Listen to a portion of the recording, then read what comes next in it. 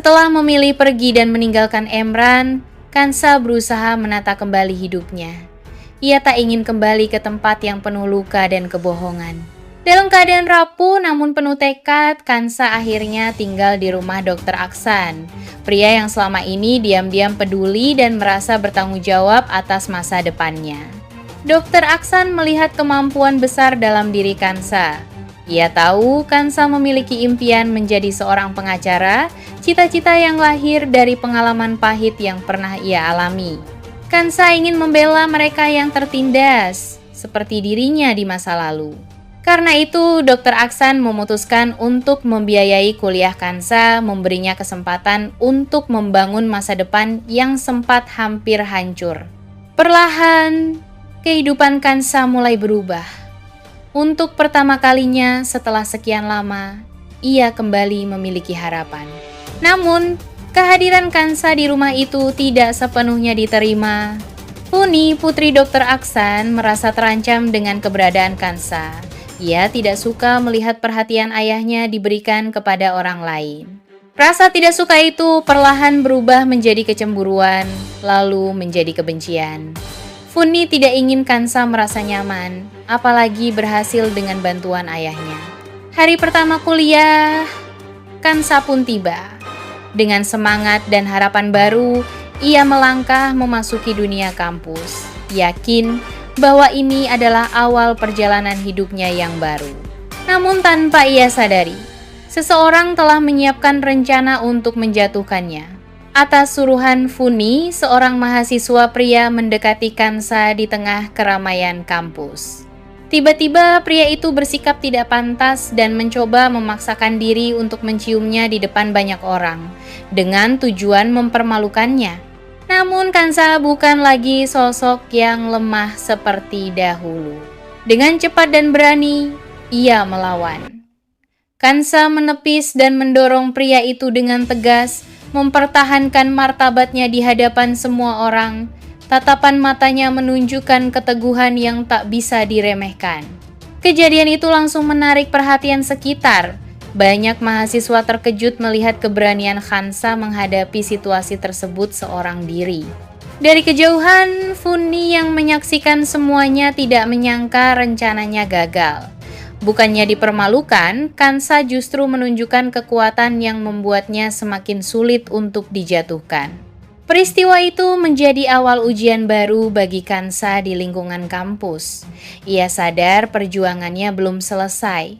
Masih ada orang-orang yang ingin melihatnya jatuh. Namun kali ini Kansa tidak akan menyerah.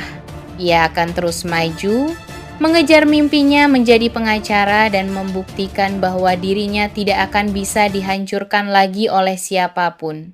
Sementara itu, Emran mulai merasakan perubahan besar dalam hidupnya sejak kepergian Kansa. Rumah yang dulu selalu dipenuhi ketegangan kini justru terasa kosong. Tidak ada lagi suara langkah Kansa, tidak ada lagi sosok yang selama ini selalu ia lihat setiap hari. Keheningan itu perlahan berubah menjadi kegelisahan yang tidak bisa ia abaikan. Pada awalnya, Emran mencoba meyakinkan dirinya sendiri bahwa kepergian Kansa bukanlah hal yang penting. Ia menganggap semua itu hanyalah bagian dari rencananya. Namun, semakin hari perasaan itu justru berubah menjadi rasa penasaran dan dorongan kuat untuk menemukan Kansa. Ia merasa ada sesuatu yang belum selesai. Emran pun mulai mencari Kansa ke berbagai tempat. Ia mendatangi rumah lama Kansa, namun rumah itu sudah tidak lagi menjadi tempat yang bisa memberinya jawaban. Ia bertanya kepada orang-orang sekitar, tetapi tidak ada yang mengetahui kemana Kansa pergi. Seolah-olah Kansa benar-benar menghilang dari kehidupannya. Dengan satu harapan yang tersisa, Emran akhirnya memutuskan untuk mendatangi rumah Fatan. Emran yakin jika ada satu orang yang mungkin mengetahui keberadaan Kansa, orang itu adalah Fathan. Perasaan curiga, cemburu, dan amarah bercampur menjadi satu saat ia berdiri di depan rumah itu. Namun kenyataan kembali tidak berpihak kepadanya. Kansa tidak ada di sana. Emran tidak menemukan siapapun yang bisa memberinya informasi. Tidak ada tanda-tanda bahwa Kansa pernah datang atau tinggal di tempat itu. Jawaban yang ia harapkan tidak pernah ia dapatkan. Emran hanya bisa berdiri dalam diam, menahan emosi yang semakin tidak menentu. Untuk pertama kalinya, ia merasakan kehilangan kendali. Di dalam hatinya mulai muncul perasaan yang tidak pernah ia akui sebelumnya. Perasaan bahwa Kansa tidak lagi berada dalam jangkauannya.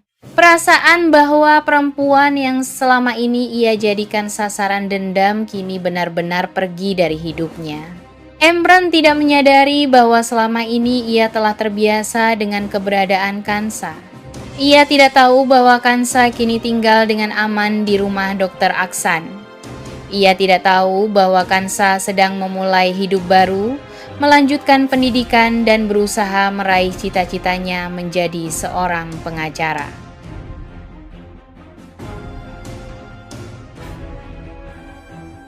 Berubah. Luka, ketakutan, dan pengkhianatan yang selama ini ia pendam tidak lagi membuatnya lemah. Justru semua itu menjadi titik balik yang menguatkan hatinya. Untuk pertama kalinya, Kansa memilih berdiri tegak dan melawan ketidakadilan yang selama ini menimpanya. Kansa tidak lagi ingin hidup dalam bayang-bayang dendam Emran. Ia menolak bertemu, menolak bicara, dan menolak semua hubungan yang masih mengikat mereka. Tidak ada lagi rasa percaya yang tersisa. Yang ada hanyalah tekad untuk menyelamatkan dirinya sendiri dari orang yang telah berulang kali mencoba menghancurkan hidupnya. Di saat yang sama, kenyataan tentang Darto juga semakin membuka mata Kansa. Sikap Darto yang selama ini terlihat seperti seorang ayah, kini justru dipenuhi kepalsuan. Kansa mulai melihat bagaimana Darto tidak pernah benar-benar melindunginya, bahkan justru berkali-kali membiarkan dirinya berada dalam bahaya.